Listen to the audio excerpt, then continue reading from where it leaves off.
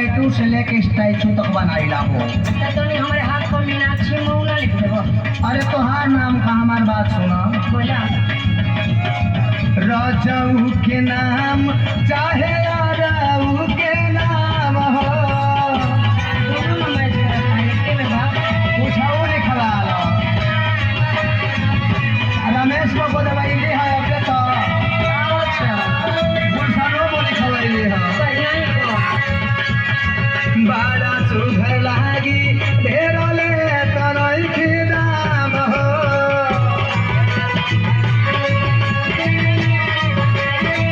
खाली 100 रुपया लागी है गुलशन को।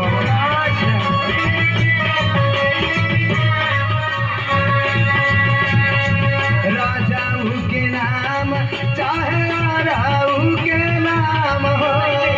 बड़ा निमन लागी ढेरोले तरई के नाम हो। निकला जल्दी जल्दी अरे माला के गने। अरे बोला ना बोला अरे 2-4 लोग के बटोरा ना हो। अरे ऐसा ही सिलाइबो तो खुदे लोग आ जाए। अरे जोरे ना जावा तनी गांव में घूम के खबर दे दे रे। बढ़िया लेना पीछा पीछा निकला जल्दी छोड़ के मकानवा गोदवा रहना हो।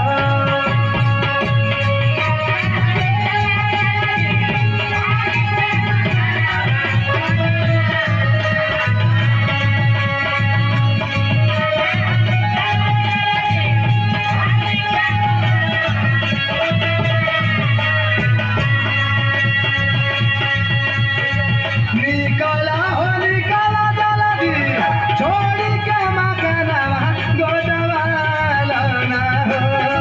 गोदवा रहना हो। मालकिनी तू गोदाना गोदवा रहना हो। सीधा किसान के ना बोलबा उल्टी बोल दे भोजा पमुताना बोल दे।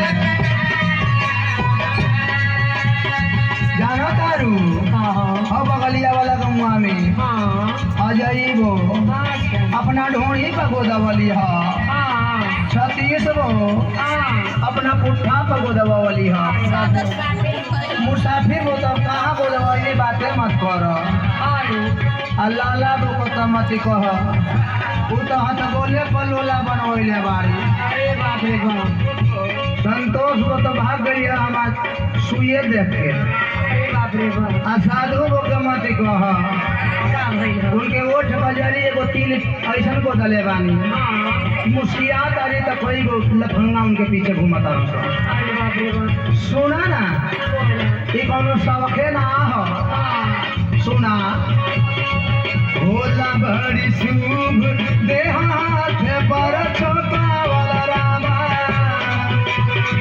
सुना यार रमेश बजाहिर बो।